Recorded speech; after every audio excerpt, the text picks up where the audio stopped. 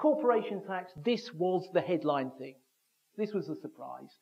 Well, assuming nobody's here from an oil company. The oil companies are very surprised, I gather, this morning. But as nobody's in the North Sea exploration sector in this room, we won't worry about that. But corporation tax, we anticipated it coming down by 1% on the 1st of April 11. So the big rate was going from 28 to 27, small rate from 21 to 20. We were told yesterday, which is good news, so let's applaud, let's cheer, that the big rate is going down by 2%. So it's going down by 2% to 26, with effect from the 1st of April 2011, so more or less immediately. Thereafter, it was always going to go down in 1% steps in over the next 3 years. It's still doing that, so basically it just gets to a lower position in 3 years' time. It will end up at 23%. Income tax, well, I've told you about that already, so I won't repeat myself, but there it is. For the increase from April 12, this £630, if you are a higher rate taxpayer, you will get some of the benefit of it. Because whilst they have yet again shrunk the rate at which the higher rate cuts in, they haven't shrunk it enough to make you worse off. So you will get some benefit from that. Capital gains tax. What have they done here? Well, they have slightly increased the annual exemption. That's all. It was 10,001. It will be 10,600. So it's gone up by 500 quid. But what they've done is they've increased the attraction of entrepreneurs relief, which Paul will talk to you about. National insurance contributions, what have they done? No news. What that means is it's going up. It's going up by 1%, and that's imminent. As I say, they did announce that they're going to consult on merging NIC with income tax. We will wait and see what happens.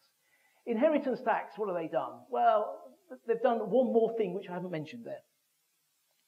The first thing is that they have frozen the nil rate band. We sort of knew that. We sort of knew that from the coalition document that was published in May. The emergency budget sort of half confirmed that, but not specifically. The underlying thread of what he said then was, as time allows, we will revisit it. Now what he said is, no, it's frozen until April 2015. So those of you in the room who thought you don't need to worry about inheritance tax because the Tories, God bless them, will double the threshold from whatever it was to, some huge figure. £1 million was being bandied around at one point. Well, you're going to have to keep living a bit longer. That's all I can say. Don't stop breathing. What they have introduced is two things. One is not on the slide, but they have brought certain bits of inheritance tax planning within the tax avoidance scheme disclosure rules. So if you do something a bit too unspeakable with certain trusts, you've got to tell them about it. But this final point there, they have introduced a rather peculiar relief. I suppose it's aimed at encouraging charitable giving, but if you give 10% of your estate, your taxable estate, to a charity, what's left, instead of being taxed at 40%, will only be taxed at 36%. So that's a bit generous, I suppose. No surprises, of course. Certain things inevitably go up. Car fuel benefits are going up. The current sort of base level on which your benefit is calculated is £18,000, and that's going up to £18,800. All these figures, by the way, are in the booklet in front of you. You don't have to sort of try and remember them like I sort of try to do. I might just make it up, of course. But car fuel benefits are going up. Car benefits themselves are, of course, sort of going up, because whilst the percentage on big expensive cars is still 35% of the list price, what we had announced a couple of years ago was that the list price would no longer be subject to the £80,000 cap. So if anybody's driving around in a, I don't know, whatever these things are called, a Bugatti Veyron or whatever it is, your tax code might take a bit of a hammering from the 5th of April. Now, mileage allowances, well, again, it's not small beer, but there's a bit of a recognition that fuel is getting more expensive. So if you're using your car for private motoring, the 40p limit has gone up to 45. The 25p allowance hasn't moved, rather strangely in my view, but there you have it. Residence and domicile. For the non-doms in the room who have been resident here for 12 years, there is bad news indeed. If you want the remittance basis, it's going to cost you more. It's cost you £30,000 since the 6th of April 2008, £30,000 a year. It's going to be £50,000 for you slightly more long resident non-DOMs. So this is bad news. This is bad news. What is, in my view, good news is that they are going to introduce, they say, from April 2012, they say, a statutory test for whether you are resident in the UK or whether you are not resident in the UK.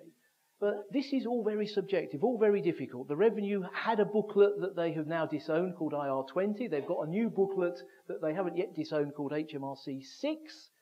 But it's all based on revenue theories and interpretation, and it's all a bit vague and it's all a bit tricky. A statutory test would be a good thing. It would help me. It would help me. In the last 2 weeks, I've spoken to 3 clients, all of whom said, how do I go non-resident then? To which the answer is, it's all very tricky. But then, that's my answer to everything. Right, capital allowances, very quickly. Some good stuff here. The short life asset regime. The short life asset regime has been with us for a long time, and it's been a good thing for a long time.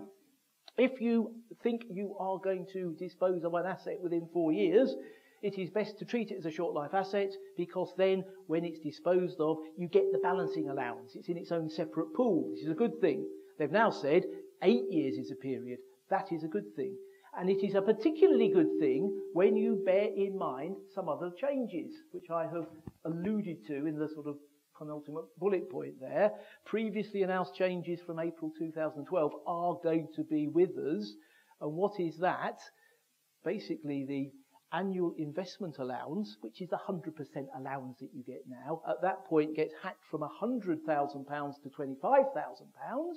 That wasn't in the budget yesterday. This was in the emergency budget. But also the rate of writing down allowance goes down from 20% to 18 and from 10% to 8. So writing down allowances are going down. Therefore, if you can get an asset into the short life asset pool so that when you dispose of it, you can get the balancing allowance, that is a very, very, very good thing. And people who know anything about leasing and HP will be nodding vigorously at this point, because they do that anyway. But people who don't know about those sort of things now should think, Christ, this is what we ought to be doing. Every time we buy an asset, get it in that short life asset pool. Very, very important point. So a slightly amusing thing, I don't know if any of you chaps have been alive to the fact that there's all these reviews, consultations going on. One of them's the Dyson review. Who's Dyson? What did he do? Oh, he made a vacuum cleaner, didn't he? What else did he do? Oh, he made hand dryers, didn't he? So as a result of the Dyson review, perhaps not directly, this is a bit tongue-in-cheek, but on the new list of assets that qualify for 100% capital allowances under the so-called enhanced capital allowances regime are, you've guessed it, hand dryers. Hand dryers, what a thing to have. How's that going to get the economy going unless we're all going to be encouraged by health and safety regulations to keep washing our hands?